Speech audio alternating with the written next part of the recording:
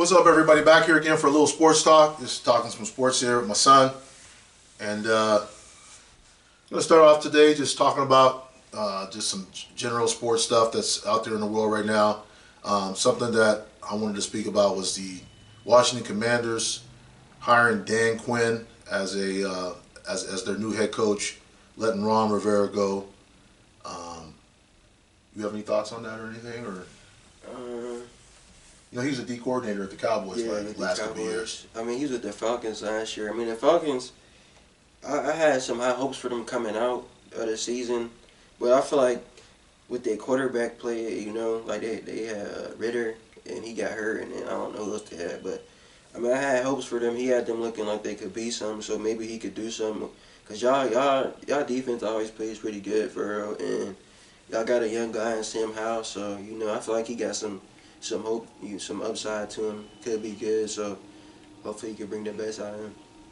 So one of the things I did some little bit of looking up of Dan Quinn a little bit, and I found out that he's first of all, he's been coaching since the early '90s, so he has a lot of experience.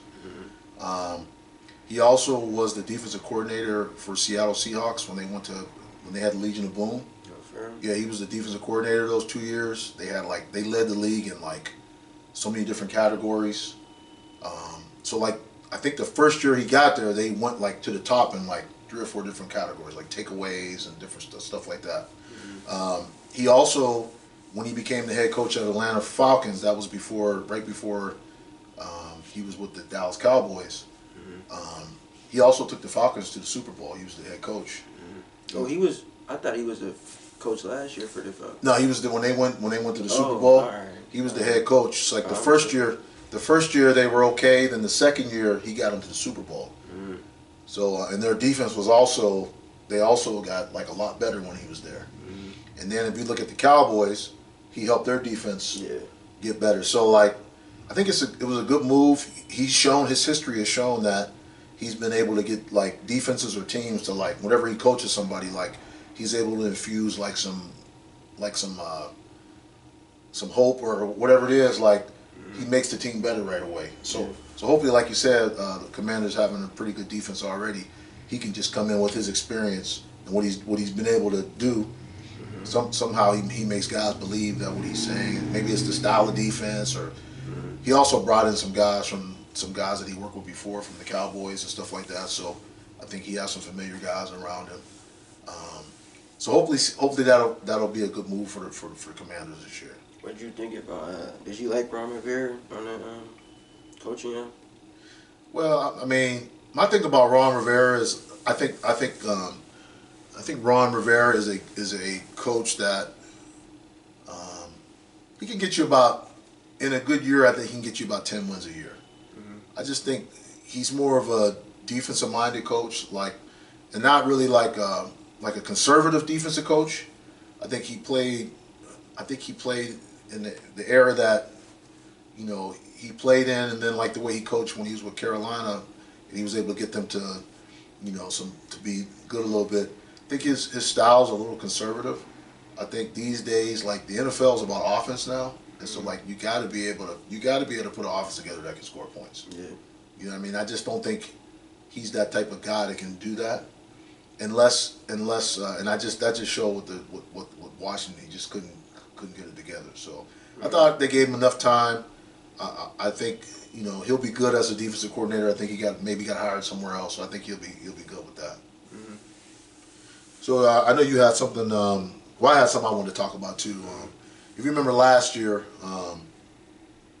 Sean Payton, coach of the Denver Broncos, he got in. Him and Russell Wilson had a kind of a stormy coach-quarterback relationship. They didn't seem like they really got along. Then it just boiled over when I guess Russell maybe made a mistake on the field, or something happened on the field where Sean really got in his face and started yelling at him and stuff like that. Mm-hmm. So I just want to ask you, what do you think about coaches? What do you think about that? Is that a good part of the game? Is it bad to do that? What do you think about coaches that yell at players and stuff like that? Honestly, I feel like it's kind of different in the NFL, I guess, because, it's they're both grown men, and it's they're kind of both getting paid to be there. But, I mean, from what I experienced from playing football, I feel like you kind of gotta have that. Like, I feel like there has to be some kind of respect to the coach. Like, you can't really just, cause that's their job as a coach. You know, like if they feel like you did something wrong, you can't just like, oh, I mean, I get it. You're the player. Like, you are that guy, but you can't just be like, oh, like you know, they need me. Like I'm on the field. Like you know, but I feel like I don't know. It's a part of football. Like you gotta be able to be coached. Like I don't know. It's just probably different in the NFL, but I don't know what you think about it. I mean, I think different players respond to different things. That was what I always thought. Even when I coached a little bit, like you said, everybody on the team has to know that the coach is going to say something to them when they do something wrong. That's what they're there for, right? If you're doing something, if there's a routine play, 1, 2, 3 step drop, boom, and the guy's wide open and you miss it, and we even practiced this 1,000 times, I got to be able to say something to you or hold you accountable. Now, I think one of the things that coaches or whatever, educators or teachers or parents, whatever it is, the person who's like in charge, they have to know like the personality of each person. So like when I was coaching, like I had a kid one time. I had a couple kids. One kid you could yell at. Like I think he responded to yelling. Like you know, what I mean? He actually liked when you yelled at him. Like you know, wanted you to get on him. Then I had another kid. He was really good, but like he shut down when you yelled at him. When you yell at him, he'll have a blow up.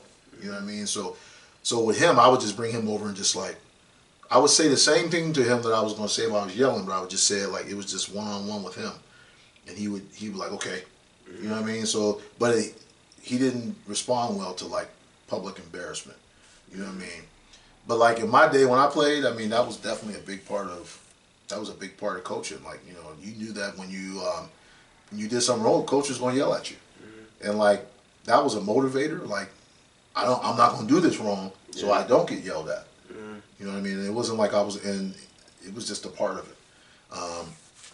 I mean, I think Sean Payton comes from that era where, you know, I'm the coach, and if you do something wrong and you keep doing the same thing over and over again, and you know, we've been talked about it, and we watched this in film, and you miss it, I'm going to say something to you.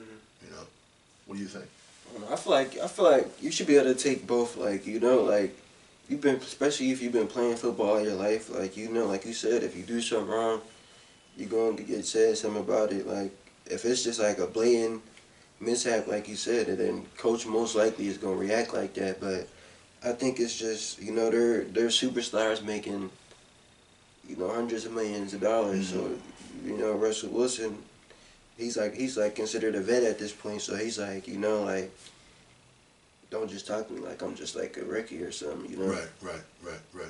Yeah, I think as a coach you do have to consider that, like, hey, I'm dealing with a guy that's 35 or 36 years old.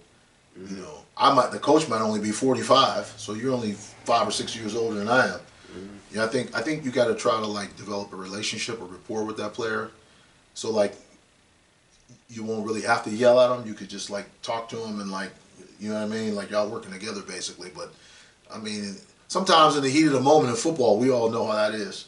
Like football is a passionate sport, and like people get mad at each other on the sidelines. You know, I mean, coaches get mad at each other. Players get mad at each other. This is a heated battle. I think with those two, it was just Sean didn't want him as his quarterback, and I don't think, you know, what they did, it wasn't going to work. So, like you said though, I mean, yelling is a part of the game. It's going to happen. But in that particular case with Sean Payton and Russell Wilson, I just think the whole situation was just a bad thing. And like as you've seen, they got rid of Russell Wilson this year, and he has a new start with the Steelers. So what do you guys think? Just talking a little bit today. Any moves in the football world you want to talk about? Let us know in the comments. Also, any other topics you think we should talk about, put them in the comments. And what do you think about coaches yelling at players, getting in their faces like Sean Payton did Russell Wilson? Do you think that should be a part of the game, or do you think it's something that coaches should not do? Let us know. Thanks.